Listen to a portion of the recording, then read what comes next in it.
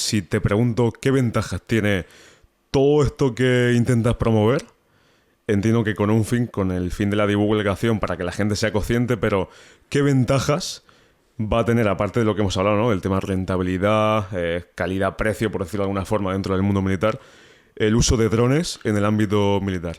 Te pongo un ejemplo. ¿Militar o Imagínate, que yo no lo sé a ciencia cierta, que las unidades empiezan a adquirir drones. Y empiezan a adquirir drones de la marca DJI, porque es la más fácil de pilotar y la más fácil de adquirir.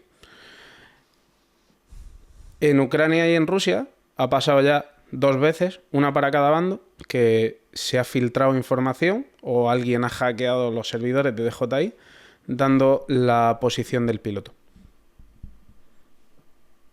Llegó un momento que cada vez que despegaba un dron DJI, al piloto le llovía plomo y le empezaban a tirar con morteros a muerte. Porque informaban dónde estaba ese piloto, exactamente. Claro, porque tenían acceso a esos servidores.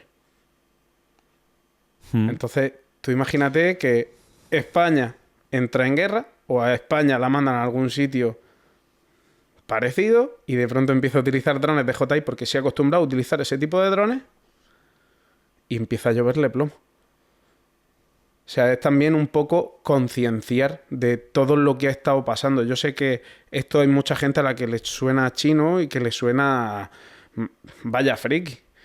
Pero No. al final Es la realidad. está afectando al combatiente. Entonces es un libro que está hecho en base a... Está escrito por un militar. Está enfocado sobre todo a conceptos muy básicos. Y yo hice pruebas pues, con gente que no era ni siquiera del ámbito militar para que lo leyeran, le echaran un vistazo. No solo habla de la guerra en las distintas armas, también habla pues, de la psicología del combate, de que la gente está empezando a escuchar los drones y se están quedando helados en mitad del campo de batalla. Ya no saben cómo reaccionar. O sea, es que es lo que pasaba, por ejemplo, con los aviones alemanes, con los Stuka. O sea, al final está un poco cambiando el panorama de la guerra totalmente. Joder, es decir, que con el sonido, simplemente con el sonido, que eso te quería preguntar, el sonido es una desventaja, entiendo. ¿Se estudia el nivel de ruido que pueda llegar a emitir un dron para Sí. que no emita tanto ruido? Sí, y además es que no la gracia. Si salió un diseño de unos tipos de palas de hélice que eran helicoidales, ¿no? Tenían forma como de un 8, que para ver si podían reducir el ruido o no. Y claro, eso fue un diseño que salió de pronto en internet y que montó la comunidad y que a ver qué pasa con esto. Sí, como un silenciador, ¿no? Claro, pero realmente tampoco funcionaba tanto. Pero realmente todos esos avances de este nuevo arma, porque al final es un arma totalmente nueva, ha surgido en internet de manera totalmente autosuficiente. Tú imagínate que hubiera internet en los años 20 y que ahí hubieran soltado los diseños de los carros de combate y que la gente hubiera empezado a hacer sus pinitos con carros de combate en casa. Esto es lo mismo. Es un nuevo vehículo, porque al final es un vehículo aéreo no tripulado, que es del inglés UAV, que está siendo un componente actualmente clave, ya no solo dentro de la guerra de Ucrania. Lo están utilizando también en Sudán, porque en Sudán Ucrania tiene las fuerzas de operaciones especiales también combatiendo contra el grupo Wagner. Eso está abierto, lo dicen en la televisión ucraniana cada semana, más o menos. En Gaza, la franja de Gaza, todo el tema de los cohetes iraníes, toda la cohetería, todos los drones de ala fija que fueron los Shahed, que se llaman, que los tuvieron que abatir al final con aviones, porque no tienen firma térmica. Con aviones, ¿eh? Claro. Joder. Al final ¿Firma térmica me has dicho? no tienen firma térmica. ¿Qué es la firma térmica? La firma térmica es la cúpula de hierro, que es ese Sí. sistema antiproyectiles que tiene Israel. Una de las partes que detecta esos morteros, esos cohetes, es el propulsor. Entonces detecta ese calor Vale. y lanza otro cohete interceptor de tal manera que solo cae en casquillos, no cae esa carga y detona en el aire, entonces pues evita ese mal que puede hacer esa munición. Los drones no se calientan. tampoco tienen firma magnética porque están hechos, o sea, gran parte de los drones de la fija están hechos de poliespan. Es que claro, como dice, al igual que lo veo como una gran desventaja el no estar puesto en esto, lo veo una ventaja para la defensa.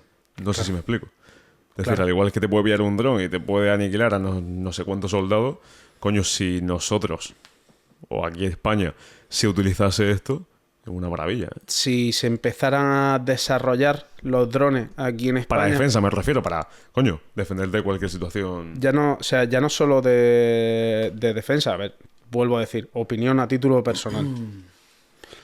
El tema de utilizar los drones para defensa y crear una industria de drones, hecho que todavía en general, en Europa, no está muy establecida, pues, hombre, es una gran ventaja. Idea para aquel que lo quiera, ¿eh? Totalmente. Pero luego también hay que formar a esos pilotos. Los pilotos no se hacen de la noche a la mañana. Actualmente creo que dijeron que estaban tardando 3-4 semanas en entrenar a un piloto, por lo menos para ponernos en el campo de batalla. Luego ya la experiencia que adquiere allí es cosa suya. ¿Tiene que ser militar? ¿100% o no hace falta? En piloto? Ucrania debería, por la parte que le trae. Claro, me refiero, sí, en el ámbito de la guerra entiendo que un piloto de un Sí, dron que no. debería de ser militar o no al 100%. Los cursos que se imparten actualmente no son para drones de carrera, no son para drones kamikazes. Los cursos de piloto que se imparten actualmente en España, como el que me dieron a mí, es para drones más enfocados a cinematografía o agricultura, también se utilizan para fumigar. Se utilizan también para topografía, para temas de obras, se utilizan al final, incluso con los nuevos modelos que está sacando DJI, que se llama el Agras 2, pueden llevar hasta 80 kilos. 80 kilos. 80 kilos. Estamos viendo vídeos de gente en China que están poniendo placas solares con drones.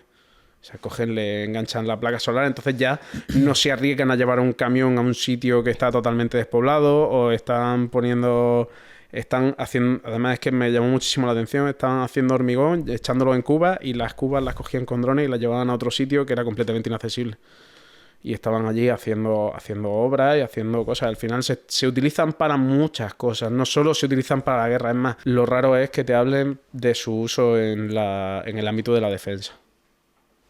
Sí, que es como que se quiere ocultar, ¿no? Tal No, vez. tampoco es que se quiera ocultar. Es que realmente No es el fin de... no es... Pero ha habido antecedentes.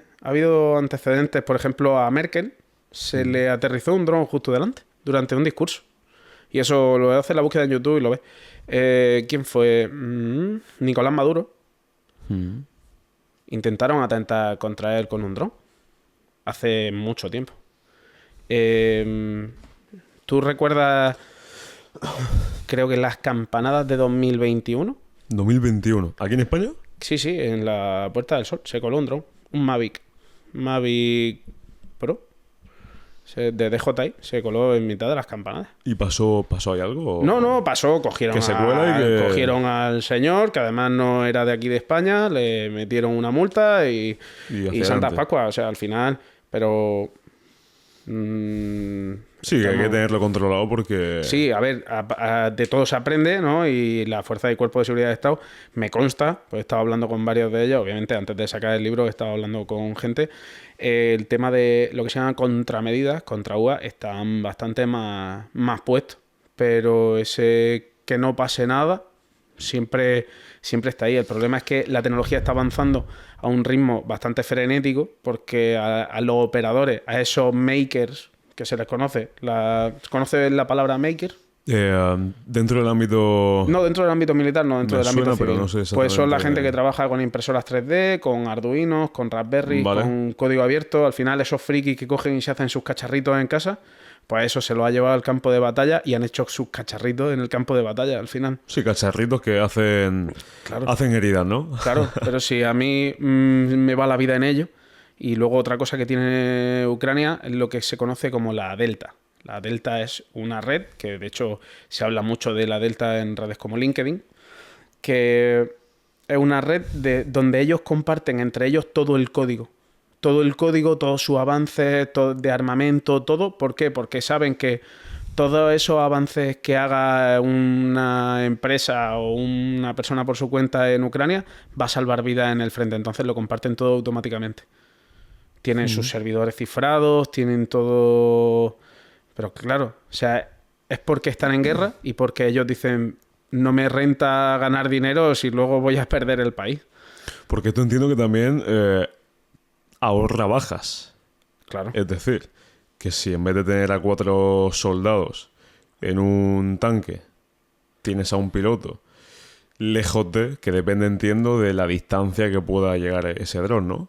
Sí, Pero que ahorra bajas, es decir, que a nivel de seguridad incluso es mejor. se están utilizando, por ejemplo, de hecho tengo algún capítulo dedicado exclusivamente a eso, a proveer de agua a gente que se ha quedado atrapada en mitad de un sitio donde no es accesible, a proveer de medicina, a darle comida, a coger a un soldado que está extraviado en mitad de la nada y de pronto dice, ven aquí, y cogen y guían al soldado hasta la posición.